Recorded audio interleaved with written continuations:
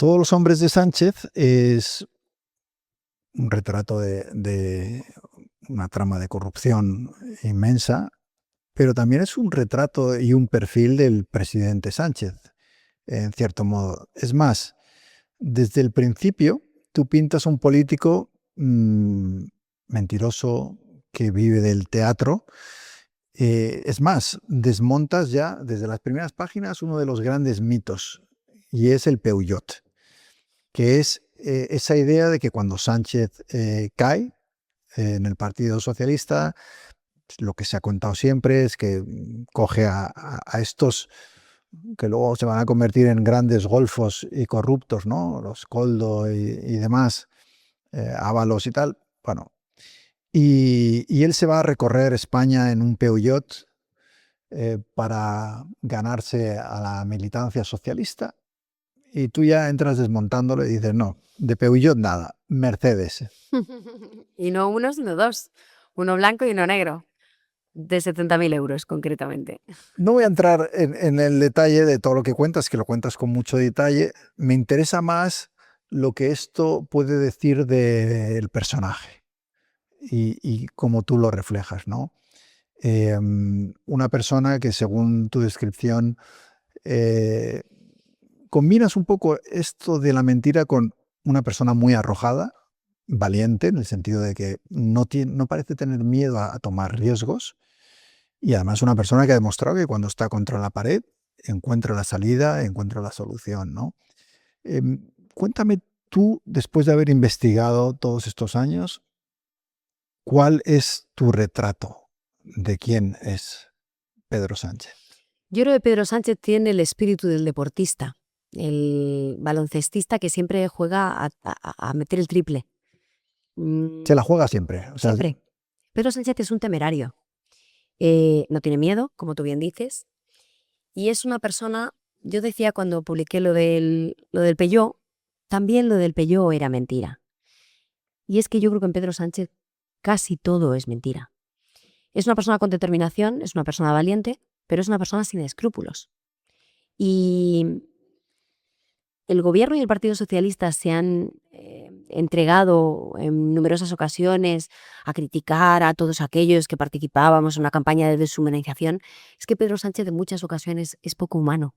Es poco humano con sus trabajadores, con los que ha trabajado mano a mano, con sus colaboradores. Se retrata perfectamente cómo trata a Juanma Serrano cuando no solo no le nombra su primer jefe de gabinete en el Palacio de la Moncloa, sino que le pone el caramelo y se lo quita de los labios.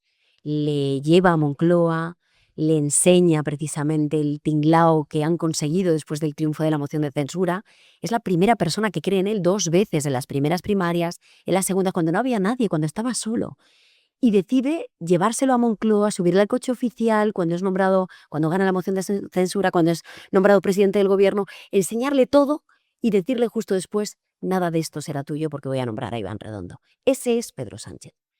Es alguien, yo creo que frío, inhumano en ocasiones, calculador, que sí sufre en ocasiones, que se quebró, por ejemplo. con Begoña. Se quiebra con Begoña, se quebró en el Comité Federal de Puerto Rico, pero Pedro Sánchez aprende la lección y no tropieza nunca 2 veces en la misma piedra.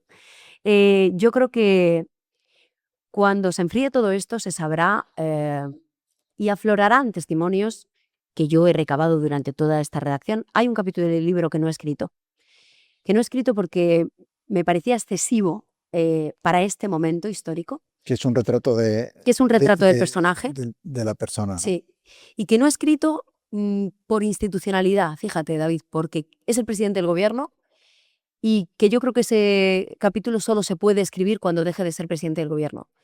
Pero lo que cuentan de él sus colaboradores cercanos, las personas que con él trabajaron, es tremendo. Te refieres sobre todo a esta parte de frialdad y demás, pero no sé si también te refieres a un trato vejatorio o irrespetuoso. ¿También te refieres a eso? Me voy a quedar ahí. Para cuando saques el libro de Sánchez. Lo que sí dejas claro en este libro es la larga lista de traicionados, ¿no? Le atribuyes una gran capacidad para la traición. Sí, absolutamente. Yo creo que Pedro Sánchez es una persona que se marca su objetivo, eso desde el punto de vista político es un animal político, es un auténtico Miura. Él se marca su objetivo, sabe a quién tiene que utilizar, qué Kleenex tiene que tirar en cada momento para llegar a su meta, ¿no? El espíritu, como decía antes, del baloncestista. Y yo creo que eso es lo que ha hecho durante todos estos años, pues con todas las personas que salen aquí. Lo que hizo con Koldo García, a quien utilizó precisamente como recolector de avales y como guardián de sus avales. Lo que hizo con Santos Cerdán, ese perro fiel que se dedica a ejercer su papel de visario y a cumplir con todas y cada una de las órdenes que le da Pedro Sánchez. Lo que hizo con José Luis Ábalos cuando pasa de ser su corazón, la persona, su todopoderoso valedor y la persona que consigue, gracias a la cual consigue ganar las primarias en Valencia y que posteriormente no tiene ningún problema en dejarle caer porque irrumpe una persona que le interesa más, que es José Luis Rodríguez Zapatero, que tiene un problema con Ábalos porque Ábalos se está metiendo en su terreno. Hay una unión ahí. Ya a estas alturas, Sánchez-Zapatero, que da la sensación de que si se rompe para los dos, ¿no? Y por eso también quizá lo que hemos visto estos días es una defensa férrea de Pedro Sánchez a Zapatero en el Parlamento, por ejemplo. Claro, hay quien se pregunta estos días, ¿no? Desde ayer, ¿pero por qué le defiende? ¿Pero cómo es posible que le defienda? Y yo estoy sorprendida, la verdad, con la bisoñez. Bueno, porque sus destinos están muy unidos, ¿no? O sea, Es que no puede hacer otra cosa, efectivamente. de hecho, las elecciones que gana las últimas, yo siempre he atribuido esa victoria a Zapatero. Sin duda. Él cuando va a la entrevista con Herrera, y en esa entrevista me da la sensación de que fija la campaña.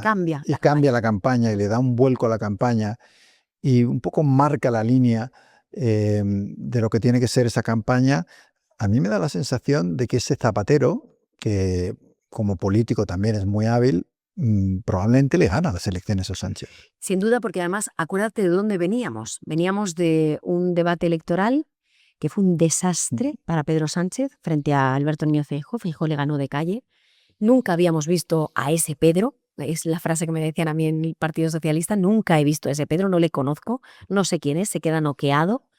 Y interviene Zapatero, que tenía sus intereses. Estamos hablando de 2023.